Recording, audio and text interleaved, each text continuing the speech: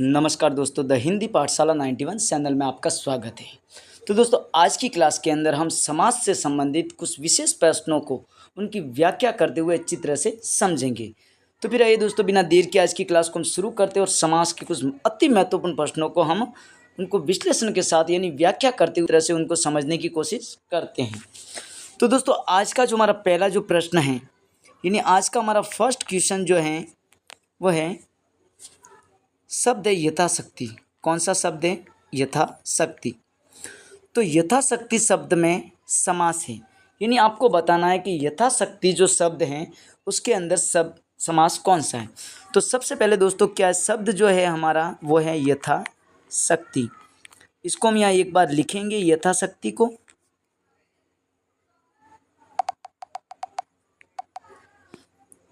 शब्द को हमने लिखा यथाशक्ति।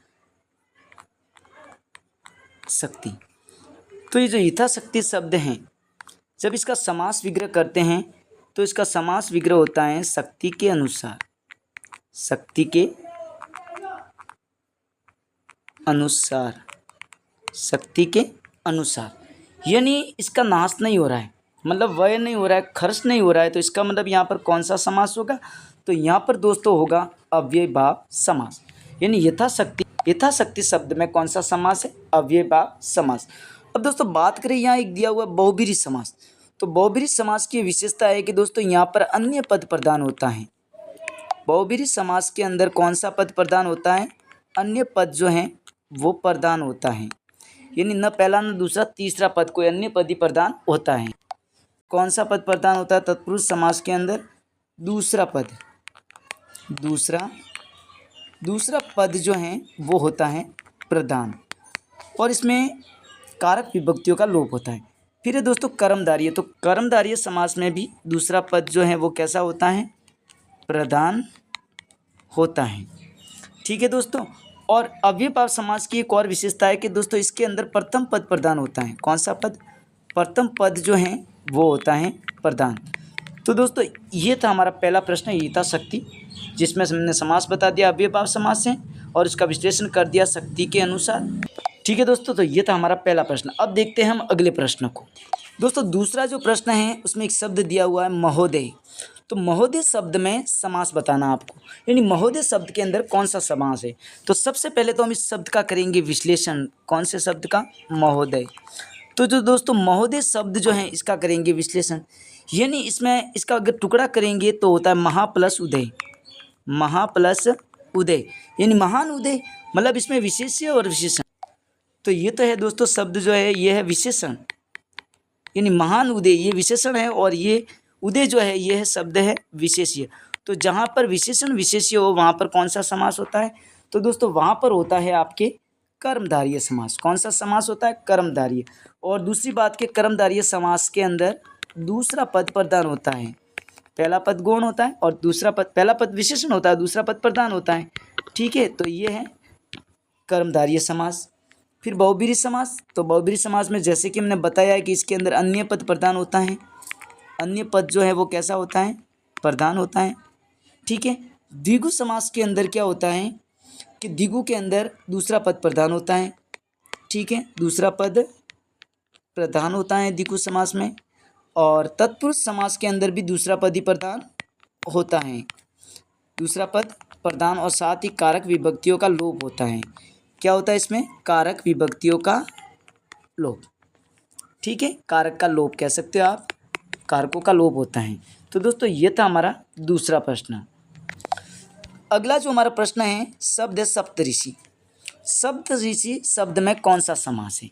तो सबसे पहले हम इस शब्द का करेंगे विश्लेषण। सप्तऋषि। सप्तऋषि, सप्तऋषि के अगर हम टुकड़े करें तो सप्तऋषि के टुकड़े होते हैं सप्त प्लस ऋषि। सप्त प्लस ऋषि।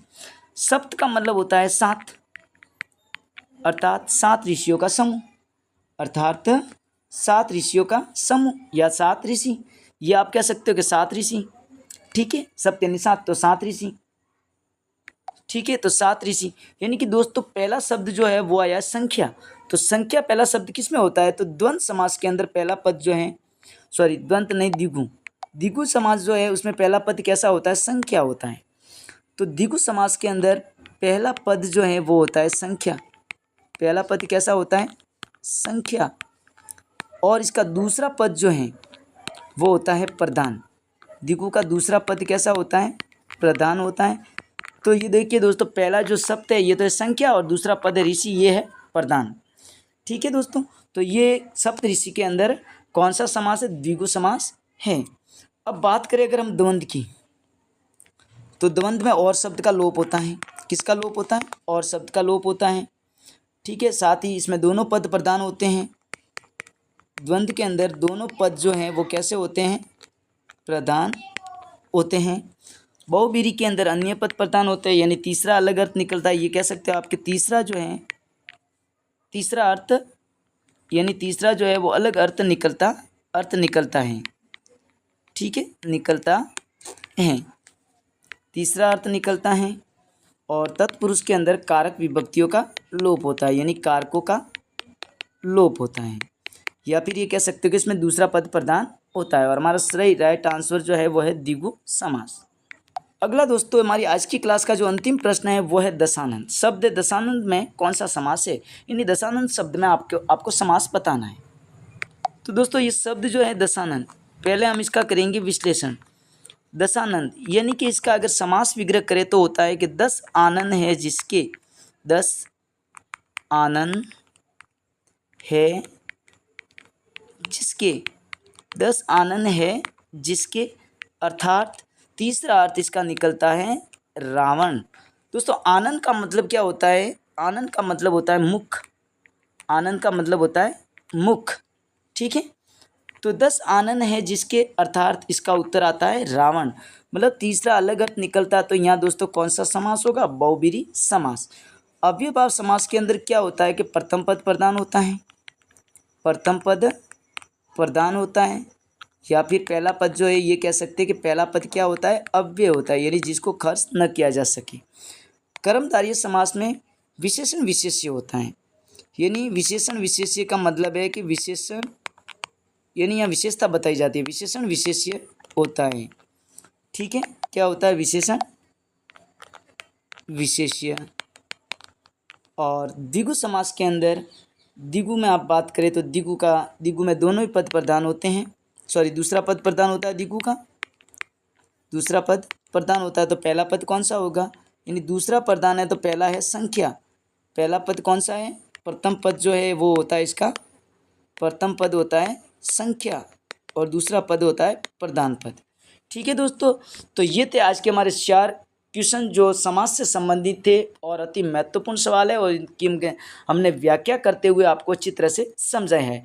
तो दोस्तों अगर आप हमारे चैनल पे नए हैं तो हमारे चैनल को सब्सक्राइब करना न भूलें और वीडियो को लाइक करें, ज़्यादा से ज़्यादा शेयर करें। धन्यवाद।